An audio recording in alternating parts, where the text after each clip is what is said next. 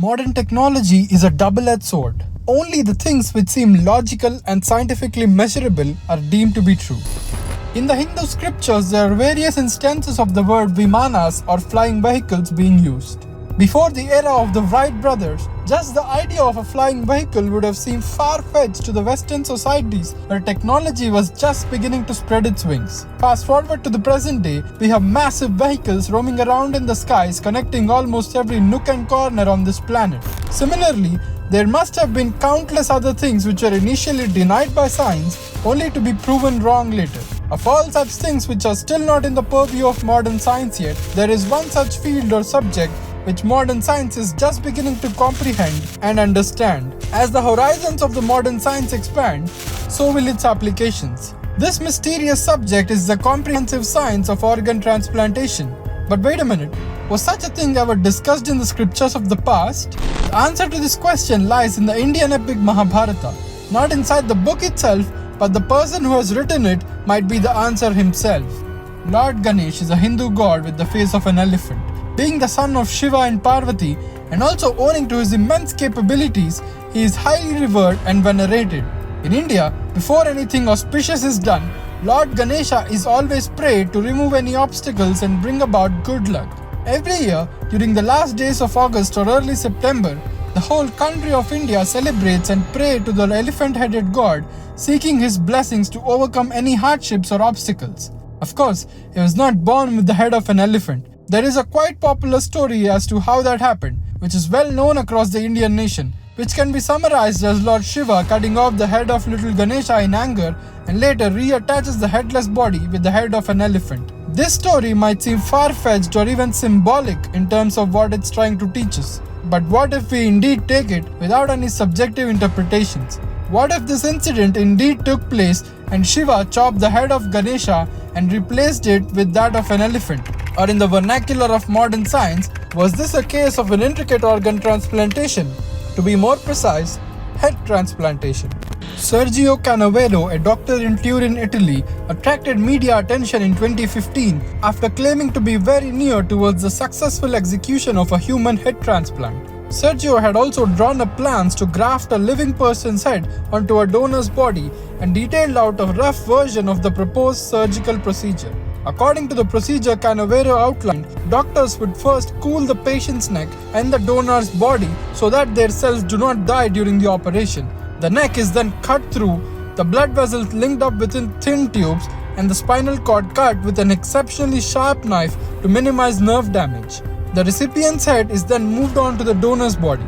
The next stage is trickier. Canavero believes that the spinal cord nerves that would allow the recipient's brain to talk to the donor's body can be fused together using a substance called polyethylene glycol. To stop the patient moving, they must be kept in coma for weeks. When they come around, Canavero believes that they will be able to speak and feel their face, though he predicts they would need a year of physiotherapy before they could move the body. Numerous neuroscientists and surgeons have rejected the claims. The idea of body transplants or head transplants has been tried before. In 1908, Charles Guthrie tried to transplant the head of a donor dog onto the neck of a recipient dog without success. In 1950, Vladimir Demikhov developed several surgical techniques concerning transplantation for vital organs and limbs in dogs. In 1970, Robert White led a team at Case Western Reserve University in Cleveland, US that tried to transplant the head of one monkey onto the body of another. The surgeon stopped short of a full spinal cord transfer,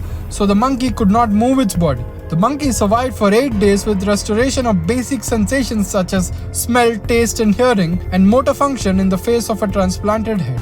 A brief state of inactivity in these surgical procedures followed White's experiments, but last year, researchers at Harbin Medical University in China made some headway with mice.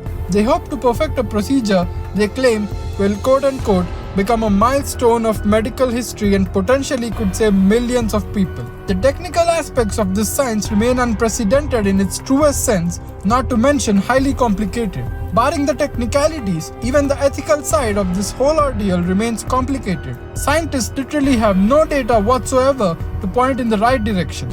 But progress is being made. On January 10, 2022, the University of Maryland School of Medicine announced that it has successfully transplanted a genetically modified pig heart into a patient with life-threatening arrhythmia, a disorder that affects the rate or rhythm of heartbeats. Xenotransplantation, or transplanting organs across different species, was first tried in humans in the 1980s. The experiment was abandoned after the famous case of the American baby Faye, who was born with a congenital heart defect and received a baboon heart in 1984. The surgery was successful, but the baby died within a month of the transplant after it was rejected by her body's immune system. However, in the latest case though, the donor pig underwent 10 genetic modifications by which the genes responsible for the rapid rejection of foreign organs by the human body were inactivated or knocked out. The announcement also stated that the recipient was doing well 3 days after the transplant. What if this is another case of modern science denying something which is currently out of its bounds only for it to reverse its stance later? Shiva's act of chopping Ganesha's head and replacing was not a lone incident. There are many more incidents where deities are shown with the heads and bodies not related to one species. Even if we assume this to be true, how did the people of the past achieve such complex procedures? Ancient scriptures and texts describe 3 ways to achieve anything: Tantra, Mantra, and Yantra. The path of modern science is that of Yantra, or the way of technology. But as thought and logic is limited, the byproducts of limited aspects can only be limited themselves, whereas the other 2 methods can be far more potent but also devious if done wrongly. What if the head of Lord Ganesha was indeed replaced, or in the given context say transplanted, by Shiva himself using the means of mantra as the scriptures say? What if the scriptures are not being symbolic, especially while describing Lord Ganesha? If humanity indeed manages to overtake this obstacle, it will literally and figuratively be head-turning.